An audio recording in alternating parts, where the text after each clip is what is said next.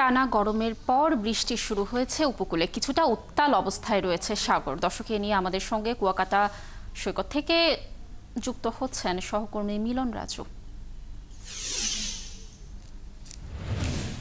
রাজু, কুয়াকাটায় আবহাওয়ার কি পরিস্থিতি দেখছেন জানাবেন, এবং যারা পর্যটক রয়েছে তাদের কি অবস্থা, এই মুহূর্তে সৈকতে কোনো সতর্কতা রয়েছে কিনা জানাবেন। ধন্যবাদ কানিজ। আজকে ভোররাত থেকে কিন্তু পটুয়াখালীর গোটা উপকূলীয় এলাকা জুড়ে বৃষ্টি হচ্ছে। কখনো ভারী বৃষ্টি, কখনো হালকা বৃষ্টি। একই সাথে যে পায়রা সমুদ্র বন্দরে কিন্তু ৩ নম্বর স্থানীয় সতর্কতা সংকেত জারি করেছে আবহাওয়া অধিদপ্তর। এবং আবহাওয়া অধিদপ্তর আরেকটি বিষয় জানিয়েছেন যে বৃষ্টি কিন্তু আগামী ৪-৫ দিন অব্যাহত থাকতে পারে এভাবে ভেবে। এবং এর প্রভাবে উপকূল এলাকায় যে বৃষ্টির সাথে সাথে যে সাগর এবং নদী, আপনি জানেন যে উপকূলীয় এলাকা সাগর এবং নদী গঠিত এলাকা, এবং সাগরে কিন্তু আজকে সকালের জোয়ারে প্রচুর পানি বেড়েছে। একই সাথে নদীতেও কিন্তু পানি বেড়েছে। আজকে রাতের জোয়ারে পানির পরিমাণ আরো বাড়তে পারে। এখানকার যে কুয়াকাটার যে পর্যটকরা যে বিষয়টি আমাদের জানিয়েছেন, তাদের কাছে কিন্তু এটি একটি নতুন অভিজ্ঞতা।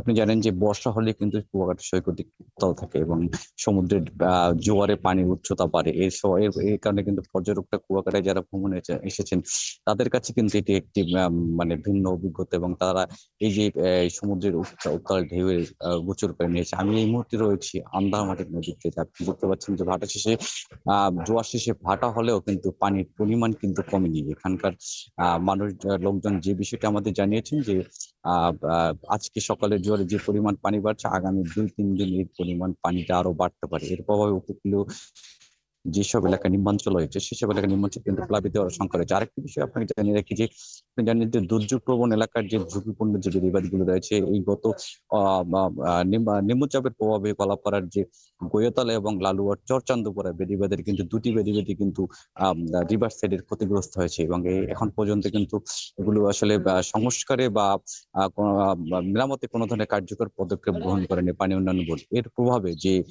এভাবে যদি আরো ৪-৫ দিন যদি বৃষ্টি থাকে এবং পানির উচ্চতা বাড়ে, সেখানে কিন্তু এই বাঁধ দুটি কিন্তু আরো ক্ষতিগ্রস্ত হবে।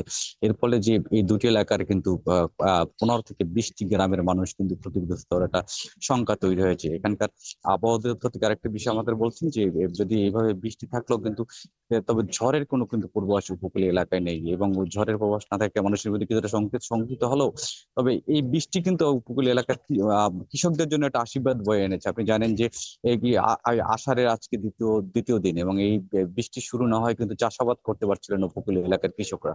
এই বৃষ্টি শুরু হয় কিন্তু এখনকার যে কৃষকরা কিন্তু চাষাবাদ শুরু করতে পারবেন, এবং এখানকার কৃষকরা জানিয়েছেন যে দীর্ঘ খরার কারণে তাদের যে গ্রীষ্মকালীন এবং বর্ষাকালীন যে আগাম সবজি করেছিল, সেটি কিন্তু ক্ষতিগ্রস্ত হয়েছে। এই বর্ষায় তাদের এই নতুন করে আবার কৃষি চাষাবাদ করতে পারবেন, এবং উপকূলীয় এলাকার কৃষকরা যে লোকসান করেছিল, সেটি কিন্তু আসলে এই যে বৃষ্টিতে যদি থাকে, তবে সেটি তারা লোকসান পুষিয়ে আনতে পারবেন। তবে যে সংকটের বিষয়টা রয়েছে, বৃষ্টি যদি টানা বৃষ্টি থাকে, তবে স্থায়ী জলাবদ্ধতা আবার দ্বিতীয়ত একটা ক্ষতিগ্রস্ত হতে পারে। রাজু, ধন্যবাদ আমাদের সাথে যুক্ত থাকার জন্য। দর্শক, যেমনটি বলছিলাম যে টানা গরমের পর উপকূলে বৃষ্টি শুরু হয়েছে, এই বিষয়ে কুয়াকাটা সমুদ্র সৈকত থেকে তথ্য জানাচ্ছিলেন আমাদের সহকর্মী।